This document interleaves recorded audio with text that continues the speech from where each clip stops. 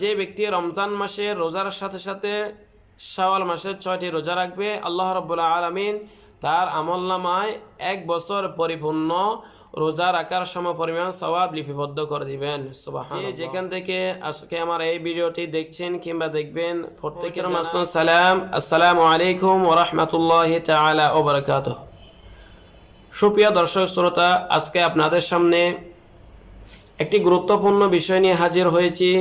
এই পবিত্র শাওয়াল মাসের 6 রোজার গুরুত্ব এবং ফজিলত সম্পর্কে। এই শাওয়াল মাস হলো আরবি মাসের 10ম মাস। এই শাওয়াল মাসের গুরুত্ব অপরিসীম। যেমনিভাবে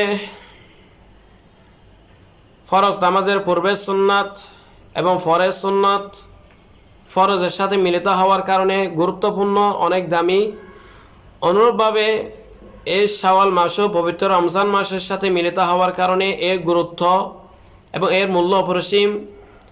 এই শাওয়াল মাসের মধ্যে অনেক গুরুত্বপূর্ণ ফজিলতপূর্ণ আমল রয়েছে। তার মধ্যে অন্যতম হলো 6 রোজা। এই 6 রোজা এলাকা হলো সুন্নাত।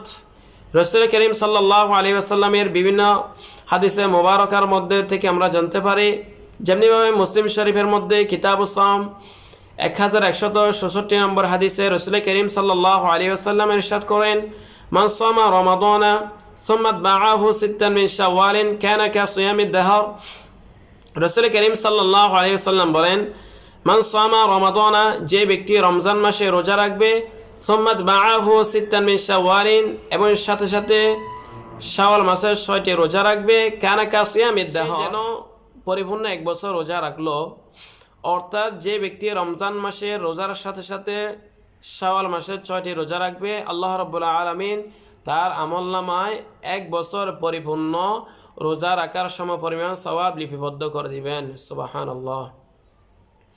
অপর হাদিসের মধ্যে রয়েছে, আল্লাহ রাব্বুল আলামিন বলেন, মান জাআ বিল হাসানাতি ফালাহু আশরু আমসালিহা।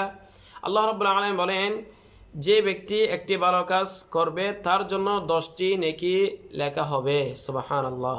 তাহলে আমরা হিসাব করে দেখতে পাই, রমজান মাস হলো 30টি, 30কে যদি আমরা 10 দিয়ে গুণ করি তাহলে হয় 300 দিন, আর 300 দিনে 10 মাস।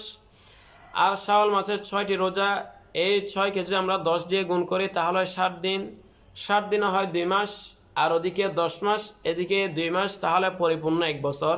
অর্থাৎ যে ব্যক্তি রমজান মাসের সাথে এই 6টি রোজা রাখবে, আল্লাহ রাব্বুল আলামিন তার আমলনামায় 1 বছর পরিপূর্ণ রোজা রাখার সমপরিমাণ সওয়াব দান করবেন। ফরজ নামাজের পরে যেমন সুন্নত রাবেতা রয়েছে, ঠিক অনুরূপ রমজানের পরে রমজানের রোজা ত্রুটি, বিচ্যুতি, ভুল ত্রুটি ক্ষমার অন্যতম মাধ্যম হলো এই শাওয়াল মাসের 6 রোজা।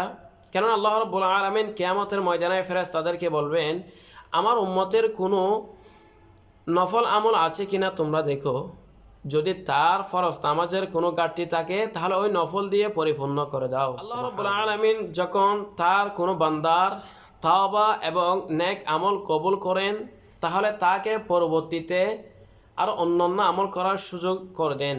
তাহলে আমরা বুঝতে পারি, যে ব্যক্তির নসিবে, যে ব্যক্তির তাকদীরে এই শাওয়াল মাসের 6 রোজা থাকবে, যে ব্যক্তি এই শাওয়াল মাসের রোজা রাখবে, এ রাখার অন্যতম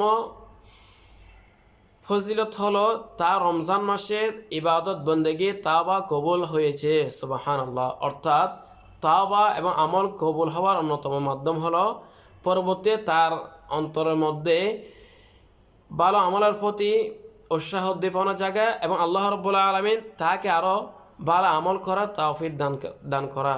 আল্লাহ রাব্বুল আলামিন আমাদেরকে এই পবিত্র শাওয়াল মাসের 6টি রোজা রাখার তৌফিক দান করুক। প্রত্যেকে বলুন আমিন।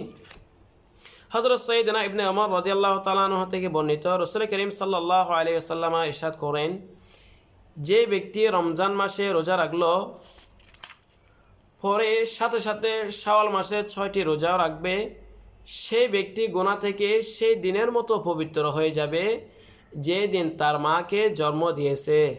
সুবহানাল্লাহ। অর্থাৎ যে ব্যক্তি রমজান মাসে রোজা রাখবে এবং সাথে সাথে শাওয়াল মাসে 6টি রোজা রাখবে, আল্লাহ রাব্বুল আলামিন তার গুনাহকে এমনভাবে পবিত্র করে দিবেন, এমনভাবে ক্ষমা করে দিবেন, যেমন সে আজকে তার মায়ের পেট থেকে সদ্য ভূমিত হয়েছে। সুবহানাল্লাহ।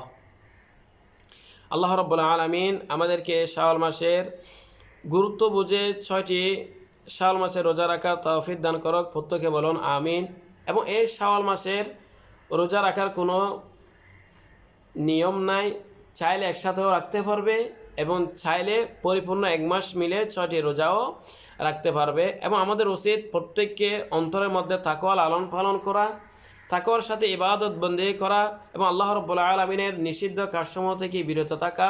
কারণ আল্লাহ রাব্বুল আলামিন বলেন, বিসমিল্লাহির রহমানির রহিম, ইন্নামা ইয়াতাকাব্বালুল্লাহু মিনাল মুত্তাকিন। আল্লাহ রাব্বুল আলামিন একমাত্রই মুত্তাকিদের আমলকে কবুল করেন। অর্থাৎ যারা পরহেজগার, যারা মুত্তাকি অবলম্বন করে, যারা তাকওয়া অবলম্বন করে, আল্লাহ রাব্বুল আলামিন তাদের আমলকে কবুল করেন।